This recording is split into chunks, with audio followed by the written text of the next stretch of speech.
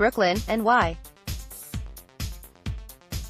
The Boston Celtics continue their streaking ways with yet another disappointing defeat, this time coming at the hands of the Brooklyn Nets, who used a furious third-quarter surge to pull away for a 109-102 win. Boston, 25-18, has now lost 3 in a row, all on the road, and with the loss the Celtics have lost their 13th road game of the season, which equals their road loss total from all of last season. Boston played without Kyrie Irving, quadriceps injury, and Marcus Smar, sickness, but their absence had little to do with what happened in Brooklyn. The Nets played harder, smarter and did a better job of playing to their strength, which is three-point shooting. Meanwhile, the Celtics continue to play like a team searching not so much for their identity as much as a way to win.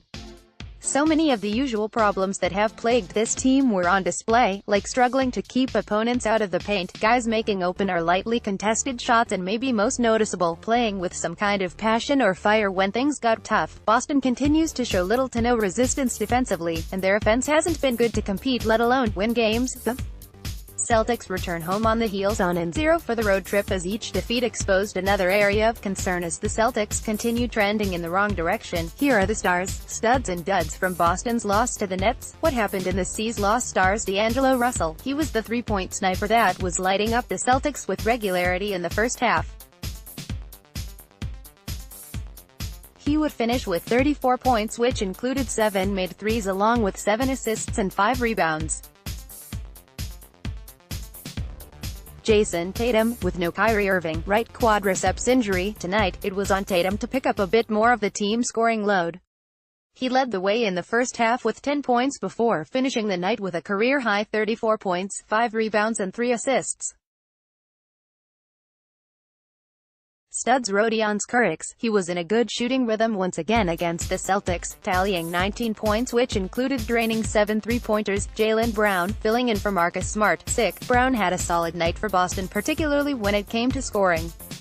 He would finish with 22 points on 9 for 17 shooting to go with 5 rebounds. Brad Wanamaker, a seldom-used guard, Wanamaker made the most of his chance to see playing time beyond end-of-the-game minutes. Boston trailed by just a single point at the half, with Wanamaker being one of the keys to the Celtics keeping the game relatively close. He would finish with a career-high 13 points. Duds: Terry Rozier. It was one of those nights for Rozier when shots that he normally makes consistently rimmed in and out, except for that really nice dunk in the third quarter.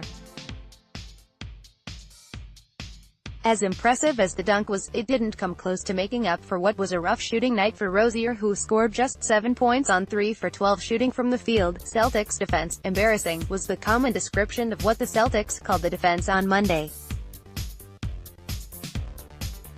There was little to no fight by them on all fronts, allowing the Brooklyn Nets to do anything and everything they wanted to do, all game. Brooklyn is a solid team this season, but they aren't nearly as good as the Celtics made them look on Monday. Click here to download the new My Teams app by NBC Sports. Receive comprehensive coverage of your teams and stream the Celtics easily on your device.